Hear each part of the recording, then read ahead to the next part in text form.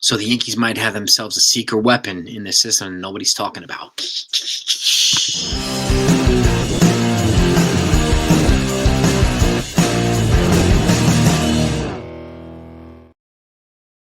going on, everybody? Hope you had a great weekend.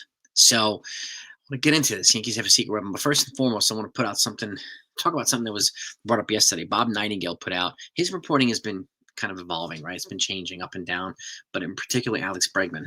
He put out some stuff, some the Yankees were going to pursue, but then he put out stuff that they weren't. They're out on him, just like a couple other folks have said that. But this came up yesterday too. The Yankees were going to put out a full court press on Alex Bregman, and this was erupted yesterday. So, and it says the Yankees are now expected to put on a full court press for Alex Bregman and move Jazz to second base. Bob Nightingale's name is on it. Okay. So, whether it's earlier or later, right? The market for Alex Bregman has changed. Okay. And, I've always said if last month's news could not be this month's news. So the news changes. And I'm going to keep sharing it with you as long as these guys are still out there. And Alex Bregman is one of the guys that are still out there, one of the big names. So is Pete Alonso. Jack Flaherty's off the market. He signed a 2-year deal with the Tigers last night. So thank you for everybody that joined me in the live stream. But I shared this also in the live stream last night because a lot of folks are questioning where the stuff came from. And I'm going to make this clear. Just because it was not on his Twitter doesn't mean it didn't happen. Twitter is not the end-all, be-all place for reporting and news. And business is not done by GMs and agents on Twitter. Negotiating is not done on Twitter. Okay, as much as Elon Musk would like Twitter to be the gospel for everything, it's not. Okay, so if it's not out there, don't worry that it's not on Twitter. Okay, I appreciate when people report on there and so on and so forth, but it's not the only place for news and reporting. And this was not on Twitter. Okay, so with that said, the markets are going to continue to evolve, right? And I'll keep you updated no matter what. For Alex Bregman, Pete Alonso, and what we know right now, and I've said this too, we need corroborating reporting on Bob Nightingale. We need corroborating reporting on the people that put out the other stuff. And the other stuff was, and Hector Gomez also, and I said this yesterday, put out that the other team that has a 6-year offer out onto Alex Bregman is the Toronto Blue Jays, who also have a 3-year offer out to Pete Alonso, who apparently is also getting closer on a short-term deal with the Mets. None of us can confirm everything and any of this stuff. That's why I keep saying we need corroborating reporting on this. So we just have to wait and see. But teams are not going to leak this type of stuff. So I'm not here claiming to have sources that other people claim to have. I tell you exactly who the person is who reports it. Okay? So, and I'm going to continue to do that. Like I said, Bob Nightingale said this. I put it on the screen. His name is on it. Not me. I'm not saying my sources have my inside people. I never say that. Okay? I'm going to continue to not say it. Okay? If I have a source that wants to share it, I'll have the source on here to share it himself or herself so that they can take credit for it. I'm not taking credit for someone else's work reporting. I'm not doing it. Okay? So, but with that said, the Yankees could have themselves a secret weapon here in the system. We've talked about Clayton Beater. People are excited about him. I've talked about Ben Shields. There are a couple of pitchers that could erupt this year and are ready, but they're not the secret weapon. Do you remember this guy? Yeah, Chase Hampton. Do you remember him? He's going into his age 23-year-old season. It was a high draft pick for the Yankees a couple years ago, and this guy also has the best power pitch combination, the best fastball and power pitch combination in the whole entire Yankee system still to this day. Okay, and he's drawing comparisons to Garrett Cole. Okay, he also has pretty immaculate control too. In 125 innings pitched in the minors so far, he has 161 strikeouts versus 42 walks. That's a 4-to-1 ratio. That's exactly the type of ratio you like on power pitchers. Power pitchers aren't always the most accurate within the strike zone. He is. That's a good thing. Plus, he has his fastballs that gets up to the upper 90s, close to 100 with regularity. But he had some flexor tendon issues last year, some groin issues, but he made it clear he's 100% healthy and he's ready to roll during spring training. So he's a guy I would keep in mind. We'll keep our eyes out for and not keep our ears out for. That's why I ask. If you're a fan, you're a Yankee fan, make sure you hit the like and subscribe button if you haven't done that yet. Okay? I will keep you informed on all these guys.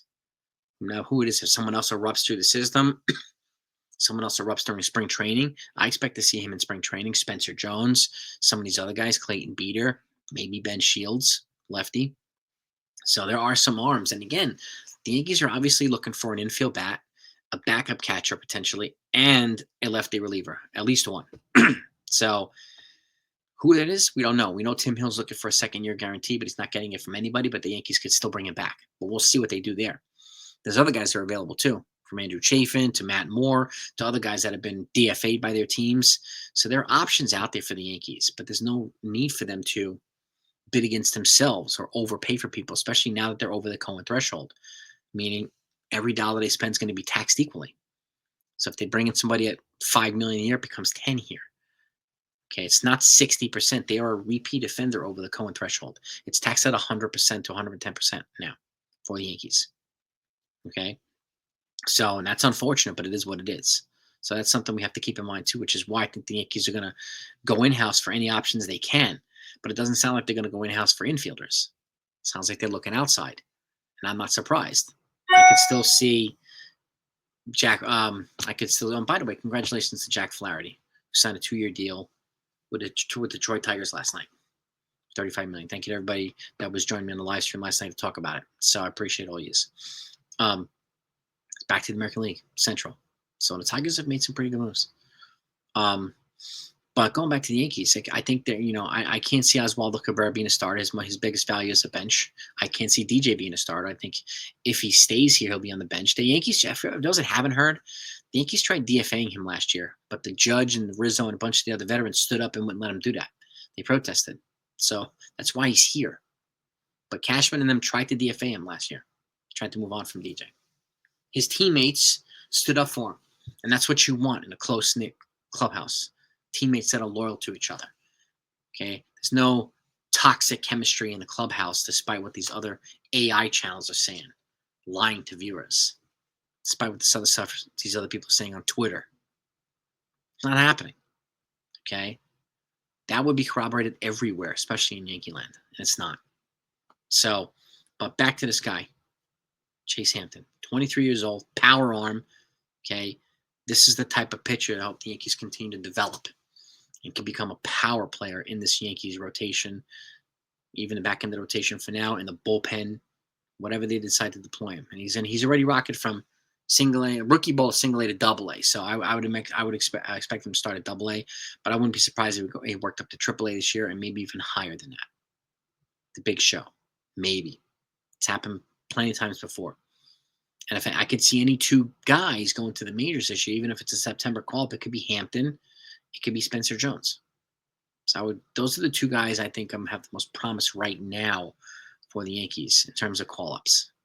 But there's still room for growth, and I expect them to continue to do that. So stay tuned, okay? And obviously, if more news comes out, I'll get it to you. Once Bregman signs, you'll know about it. Once Alonso signs, you'll know about it, okay?